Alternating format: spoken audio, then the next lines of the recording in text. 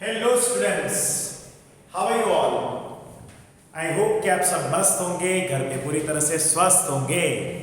तो as you all know, हम लोग चैप्टर नंबर 5 पढ़ रहे हैं और हम चैप्टर नंबर 5 में एक के बाद एक वीडियो लेक्चर में छोटे छोटे दो टॉपिक्स या फिर एक थोड़ा सा लेंथी टॉपिक लेते हैं। आज के इस वीडियो लेक्चर के अंदर हम लोग एक नया टॉपिक पढ़ने जा रहे हैं और ये जो टॉपिक है वो कैटालिस्ट के ऊपर से टॉपिक बना हुआ है, दैट इज कैटालिसिस। चलिए तो शुरू करते हैं। देखो, वैसे प्रीवियस लेक्चर के अंदर हम लोग ने पढ़ा था, दैट इज लिक्विड का सॉलिड के ऊपर एड्सॉर्प्शन, उसकी थियरी पढ़ी थी और हमने एड्सॉर्प्शन आइसोथर्म के बारे में पढ़ा था। हमने क्या पढ़ा था? एड्सॉर्प्शन आइसोथर्म के बारे में पढ़ा था। जरा ध्यान से देखते रहना। आज के इस लेक्चर के अंदर हमें कैटालिसिस के बारे में पढ़ना है, लेकिन ये जो टॉपिक है इसको हम लोग पढ़ने से पहले कुछ डेफिनेशंस को पढ़ना जरूरी है। आज का हमारा टॉपिक है that is catalysis. Interesting topic है, एकदम मजेदार है, याद देते रहना। वैसे ये टॉपिक ज्यादा टफ तो नहीं है तो बहुत ही इजी, बट आपको समझ में आ जाएगा। बच्चों, पहले तो आप ये समझिए कि भाई कैटालिसिस किसको कहते हैं, कौन सी रिएक्शंस को कैटालिस्ट मतलब कि कैटालिसिस कहते हैं। बट ये सारी चीजों को समझे उससे पहले आप ये समझिए, हम लोग ने ये देखा था चैप्टर नंबर 4 में, यानी कि केमिकल काइनेटिक्स में, कि रिएक्शंस, दुनिया में 3 प्रकार के रिएक्शंस होते हैं। There are 3 types of reaction in the world. One reaction is exothermic, I mean उसके अलावा दैट इज एंडोथर्मिक। एक ये अलग टाइप है, बट इनके अलावा हमारे पास और भी 3 टाइप के रिएक्शंस है जिसको साइंटिस्ट ने स्प्लिट किया। एक है वेरी फास्ट रिएक्शन, एक है वेरी स्लो रिएक्शन और एक है मॉडरेट रिएक्शन। ऐसे 3 टाइप के रिएक्शंस दुनिया में होते हैं। ध्यान से देखना। बेसिकली अगर हम लोग NaOH का रिएक्शन के बारे में देखें और उसको HCl के साथ रिएक्ट करवाए, हमने क्या किया है? NaOH को HCl के साथ रिएक्ट करवाया तो हमने ये यहां पर नोटिस किया कि ये रिएक्शन फटाफट होता है, यानी कि तुरंत ही ये क्या देगा, ये यहां से टूटेगा, यहां से टूटेगा, ये Na+ बनेगा, ये OH- बनेगा, ये H+ बनेगा, ये Cl- बनेगा और क्या देगा? ये देगा NaCl plus H2O। क्या देगा? ये NaCl plus H2O, यानी कि रिएक्शन बहुत ही ज्यादा फास्ट रिएक्शन है। It is very very fast reaction. ये रिएक्शन बहुत ही ज्यादा फास्ट रिएक्शन है। अब ऐसे रिएक्शन को कंप्लीट करवाने के लिए हमें कोई भी प्रकार के और चीज की जरूरत नहीं पड़ती, कोई भी प्रकार की और कोई कंडीशंस की जरूरत नहीं पड़ती है। ठीक है। अब ये जो रिएक्शन है ये 10⁻⁶ सेकंड के अंदर कंप्लीट हो जाती है, यानी कि माइक्रो सेकंड से भी कम टाइम में रिएक्शन कंप्लीट। आपने जैसे NaOH को HCl के अंदर डाला, रिएक्शन कंप्लीट और हमें प्रोडक्ट्स मिल गए। क्या मिल गया हमको? प्रोडक्ट्स मिल गए। अब ये जो रिएक्शन है, ये जो रिएक्शन है, ठीक है, इसको हम लोग ने यहां पर कोई कैटालिस्ट को यूज नहीं किया। We haven't used any kind of catalyst here. हमने कैटालिस्ट को यूज नहीं किया। This there are certain reaction which occur in a fraction of second. Certain reaction take place years to make. अब देखो, दुनिया में ऐसे भी रिएक्शन होते हैं। देयर आर सर्टेन रिएक्शंस, दुनिया में ऐसे रिएक्शंस हैं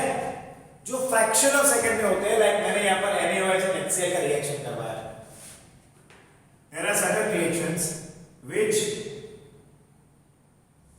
completes in fraction, ठीक है, और there are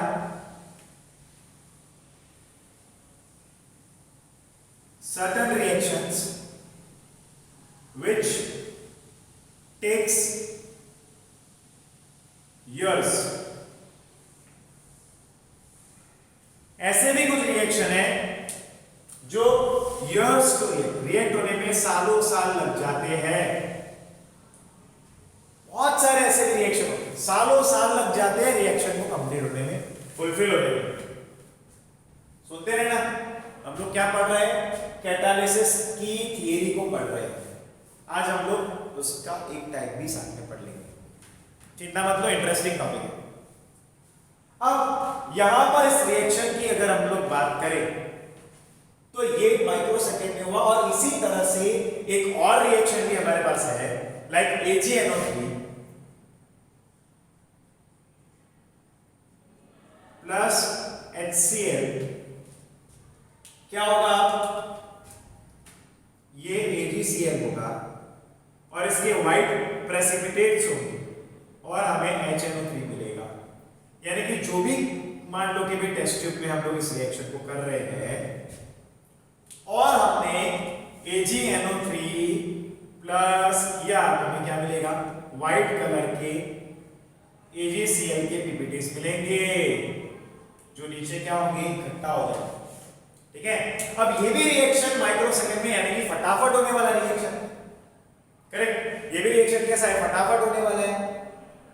अब कुछ रिएक्शन को सालों साल लगते हैं। अब ऐसे रिएक्शन के अंदर हम लोग कैटालिस्ट की जरूरत नहीं पड़ती है। अब मान लो जो रिएक्शन को सालों साल लगते हो, लाइक हम लोग बात करें कि जो अपने डेड बॉडीज रहते हैं या फिर कहीं पर आग लगी है कोई जंगल में, फॉरेस्ट में, और वो टूट टूट के वो जमीन के अंदर धीरे धीरे कुछ इवोल्यूशन होते होते बरी हो जाते हैं और फिर उनके हजारों सालों तक प्रोसेस होकर कोल, फॉसिल फ्यूल, पेट्रोलियम मिलता है। तो अब ऐसे टाइप के रिएक्शन में कैटालिस्ट की जरूरत नहीं पड़ती है और कैटालिस्ट डालने पर भी फर्क नहीं पड़ेगा। अब जो रिएक्शन 1000 साल में कंप्लीट हो रही है उसको कैटालिस्ट देंगे तो वो शायद कितने साल में? 100 साल में खत्म होगा। पर 100 साल तक कौन देखेगा वो रिएक्शन? यानी कि जो भी रिएक्शन वेरी फास्ट है और जो भी रिएक्शन वेरी स्लो है, उनमें हम लोग कैटालिस्ट का यूज कर ही नहीं सकते हैं। उनको तो हमें यूं ही नेचुरली रिएक्ट होने देना पड़ता है। वो नेचुरली जैसे रिएक्ट होगा वैसे, बट उसको हमें छोड़ देना पड़ता है उसके हाल में। We leave it on its own. समझ रहे हो कि नहीं? आपको पता चल रहा है कि नहीं? करेक्ट? तो मैं पॉइंट लिख रहा हूं कि there are some reactions, such reactions do not require, such reactions do not require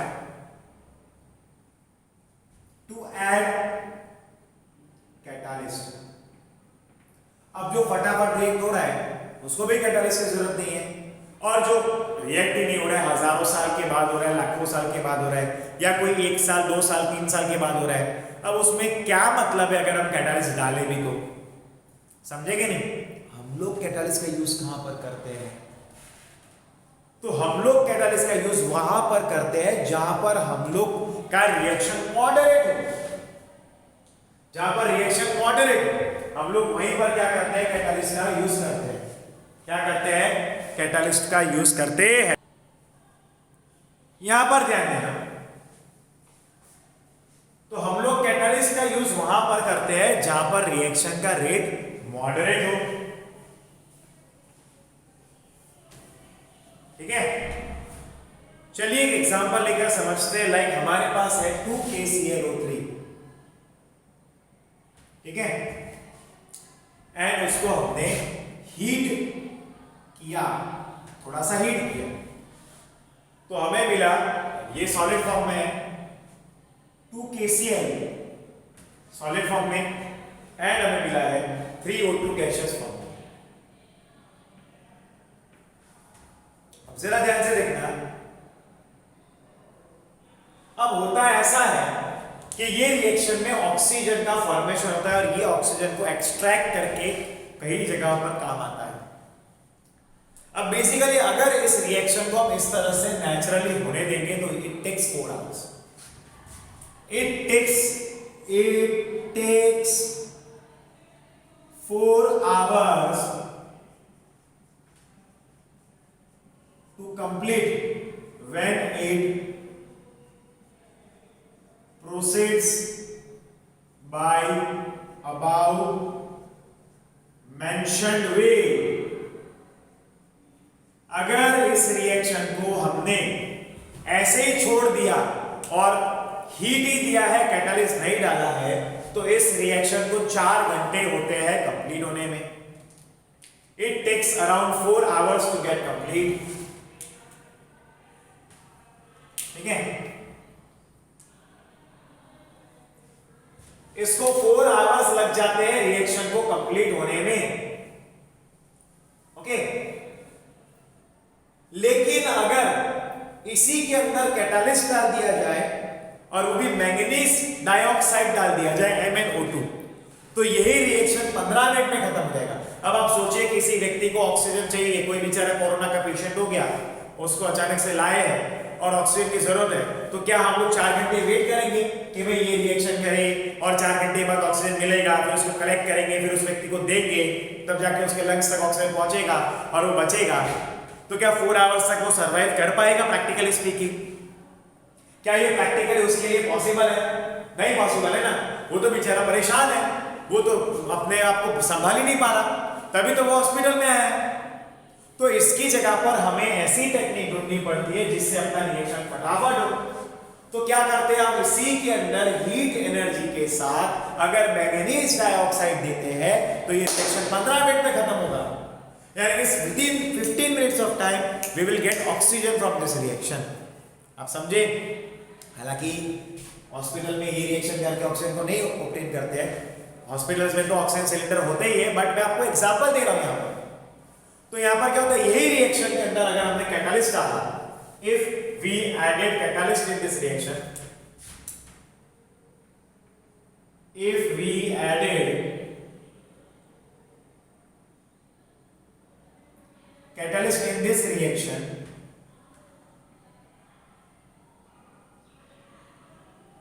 it proceeds, अगर यही if we added कौन सा कैटालिस्ट लिया, MnO2 catalyst in this reaction, it completes in just 15 minutes। अब यही रिएक्शन के अंदर अगर हम लोग ने कैटालिस्ट डाल दिया तो वो 15 मिनट के अंदर कंप्लीट हो जाता है। जस्ट 15 मिनट में कंप्लीट होता है। सोचो आप कैटालिस्ट ने कितना टाइम बचा दिया, यानी कि कितना गुना टाइम हमारा सेव कर दिया कैटालिस्ट ने। Really catalyst is very helpful for us. उसकी डेफिनेशन भी तो लिखेंगे, उसमें भी तो हमारा इंटरेस्ट है। चलो, a catalyst is a substance, जरा ध्यान से देखना, a catalyst is a substance which added to reacting system increase the rate of reaction without itself being consumed। अब कैटालिस्ट क्या होता है, तो पहले मैं उसकी डेफिनेशन लिखता हूं। It is a substance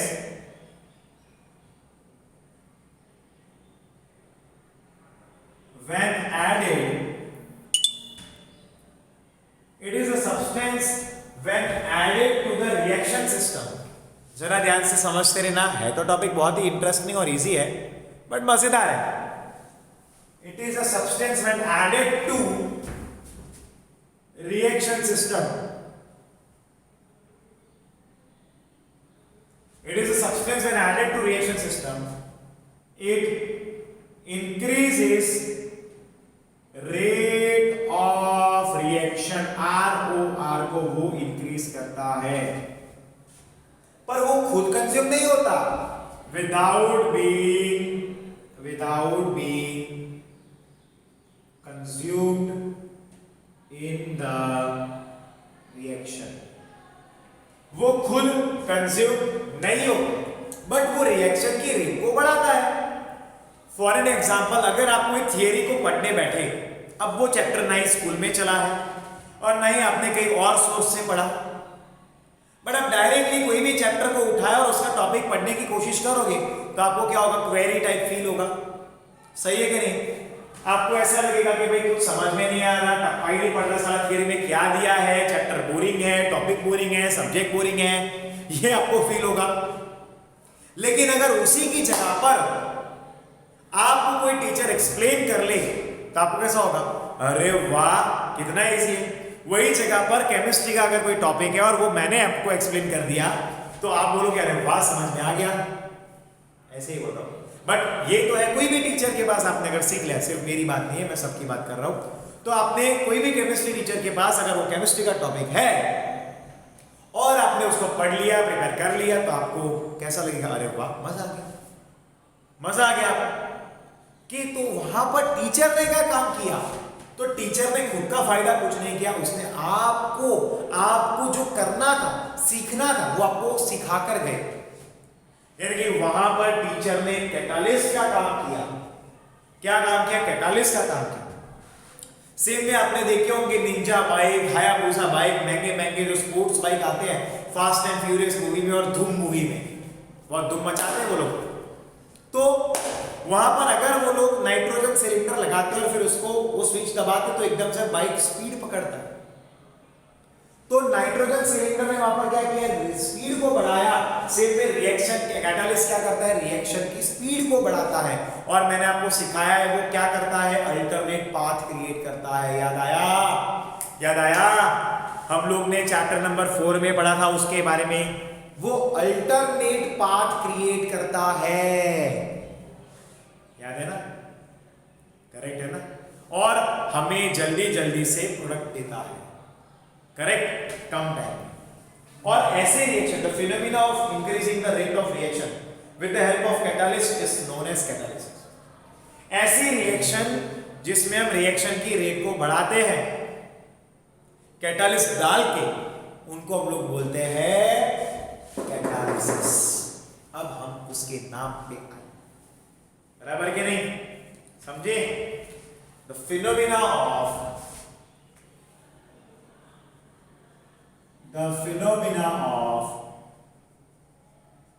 increasing rate of reaction में R1 लिखा by adding catalyst to it is called catalysis। उसको हम लोग क्या बोलते हैं? कैटालिसिस। यहां पर ये कैटालिसिस कीवर्ड बन गया हमारे लिए, it's a keyword for us. ऐसे रिएक्शंस को हम लोग कैटालिसिस बोलते हैं। इन रिएक्शंस में क्या किया जाता है, तो रिएक्शन की रेट को बढ़ाने के लिए इन रिएक्शंस के अंदर कैटालिस्ट को ऐड किया जाता है। इन रिएक्शंस के अंदर क्या किया जाता है, कैटालिस्ट को ऐड किया जाता है रिएक्शन की रेट को बढ़ाने के लिए, in order to increase the rate of reaction. Okay, देखो जैसे मैं यहां पर कीवर्ड्स को अंडरलाइन कर रहा हूं ना, ऐसे कीवर्ड्स को अंडरलाइन करने।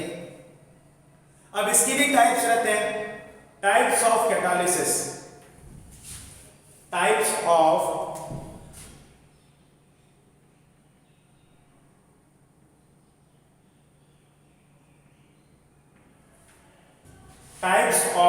catalysis।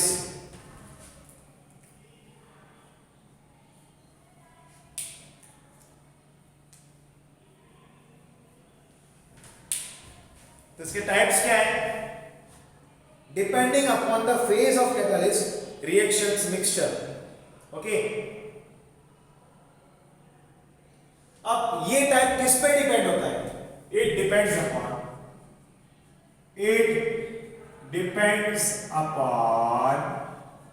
phase of catalyst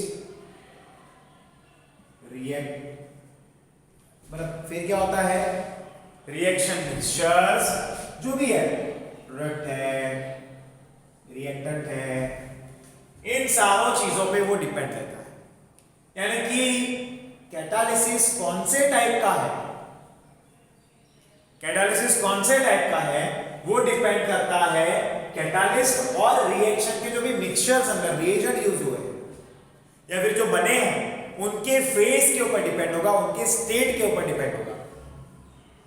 like example के तौर पे देखते रहना, यहां पर दो टाइप रहते हैं, एक होता है homogeneous catalyst,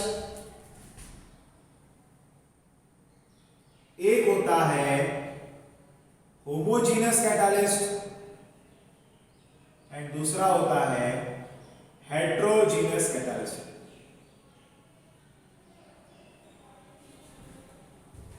homogeneous catalyst and heterogeneous catalyst.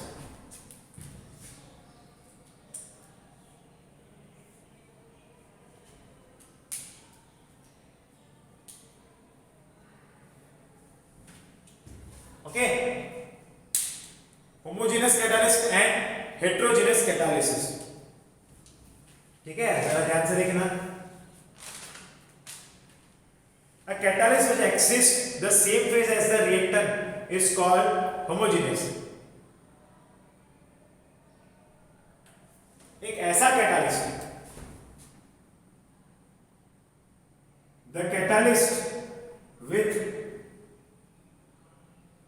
the same phase of reactants, उसी को हम लोग क्या बोलते हैं, उसी को हम लोग बोलते हैं homogeneous catalyst is called homogeneous catalyst. अरे सेम हो ना, उसको होमोजेनस बोलते हैं। And the catalyst with the different phase of reactant is called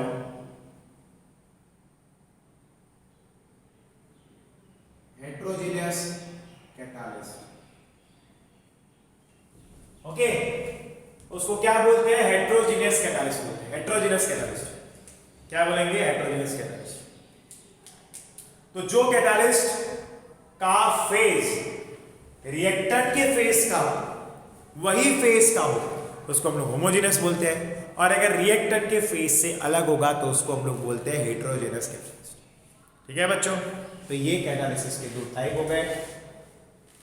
अब इसके बाद हम लोग आज के इस लेक्चर में होमोजेनस कैटालिसिस को कंप्लीट करेंगे, पर हम लोग इसको एग्जांपल के साथ कंप्लीट करेंगे बच्चों।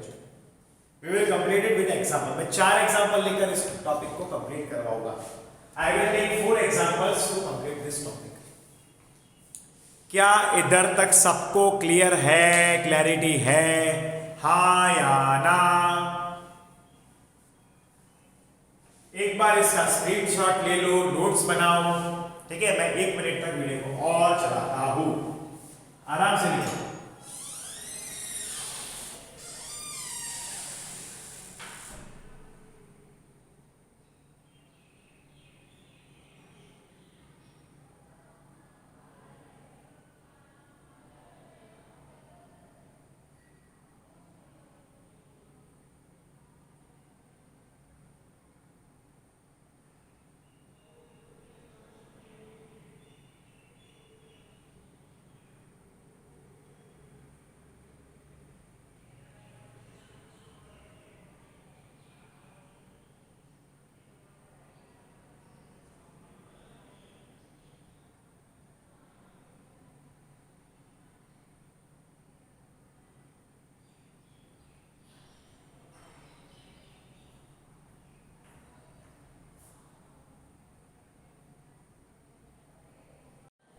अब आगे बढ़ते हैं।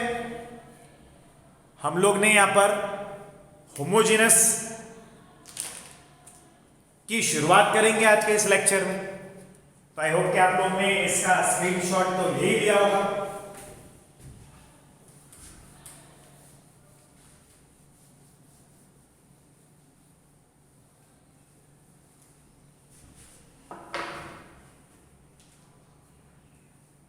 Now, example of homogeneous catalysis.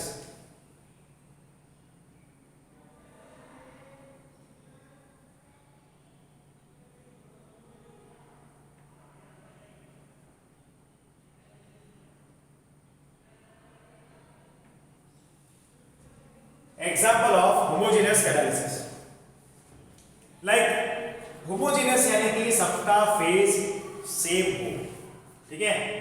Like example number 1 हमारे में टेक्स्ट बुक में दिया है CH3 COO C2H5 aqueous plus H2O liquid,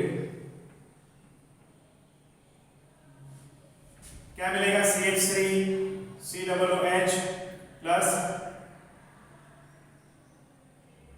CH3 CH2OH. The reaction is catalyzed by an acid like HCl aqueous and the reaction mixture is also aqueous, so they are in the same phase. अब अगर हम ध्यान से देखेंगे तो हमारा जो reactant है, अगर हम ध्यान से देखेंगे तो हमारा जो ये रिएक्टेंट्स है वो सारे लिक्विड स्टेट में है, एज वेल एज हमारा जो कैटालिस्ट है वो HCl का सॉल्यूशन लिया गया है और वो भी लिक्विड स्टेट में है बच्चों, that is also the liquid state. तो इसको ओके, देन एक और रिएक्शन हमने लिया है वहां पर, that is number 2 H2O2 aqueous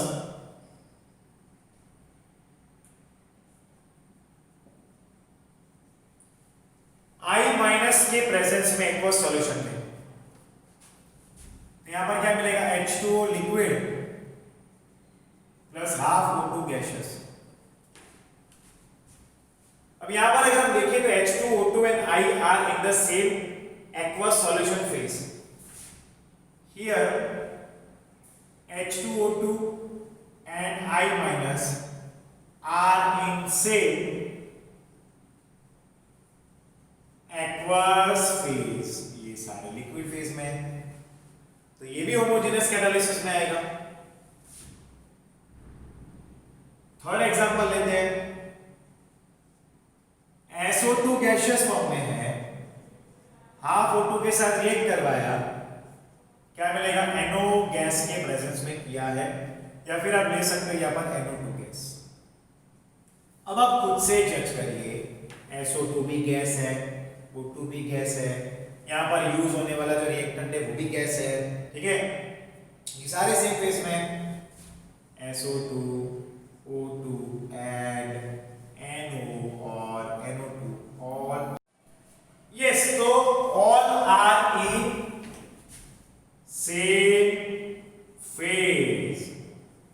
अब यहाँ पर SO2 गैसियस है, O2 भी, NO लिया है, NO लिया, ये सारे गैसियस फॉर्म है, तो ये भी होमोजेनियस कैटालिसिस। और इसका चौथा एंड आखिरी एग्जांपल है 3O2 गैसियस NO2 गैस के फॉर्म प्रेजेंट में 2O3 गैसियस मिलेगा। अब यहां पर भी आप जरा ध्यान से देखो मेरे प्यारे स्टूडेंट्स, तो O2 and NO both are in gaseous state, तो हेंस ये सारे क्या हो गए, तो ये सारे के सारे हेट्रोजीनस में नहीं आते, ये होमोजीनस कैटालिसिस में आते हैं। तो यहां पर एक शब्द ऐड कर लेंगे, जोड़ लेंगे, कैटालिसिस का।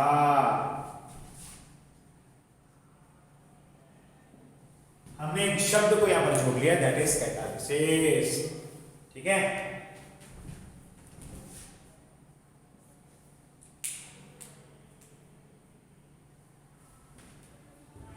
ठीक है, क्लियर है सबको? इधर तक किसी को कोई क्वेरी है? तो यहां पर हमारा होमोजेनियस कैटालिसिस भी कंप्लीट होता है, जिनके एग्जांपल्स हमने यहां पर लिए। बेसिकली ये रिएक्शन लेकर समझाने का मतलब यही है कि दुनिया में दोनों टाइप के रिएक्शंस मौजूद हैं, एक जिसमें होमोजेनियस हो, एक जिसमें हेट्रोजेनियस हो।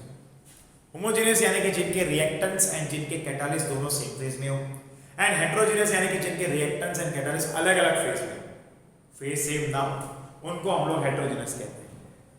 अब हम लोग इस टॉपिक को यहीं पर सम अप करते हैं, ठीक है, और हेट्रोजेनियस को हम अगले लेक्चर से शुरू करेंगे। आई होप कि आज के इस लेक्चर में आपको पूरी तरह से समझ में आया होगा, पता चला होगा। ठीक है, अब हम मिलते हैं नेक्स्ट लेक्चर में। Till then good bye and take care my dear students. और मेरे प्यारे बच्चों, इसकी नोट्स बनाना मत भूलना, इसकी नोट्स बनाना, स्क्रीनशॉट ले लेना, अच्छे ढंग से लिखना, एक बार टेक्स्ट बुक को रीड करना। मैंने जो नोट्स लिखवाए वही बोर्ड में लिखोगे तो भी बुरे मार्क मिलेंगे। ठीक है, मिलते हैं बच्चों, गुड बाय, टेक केयर।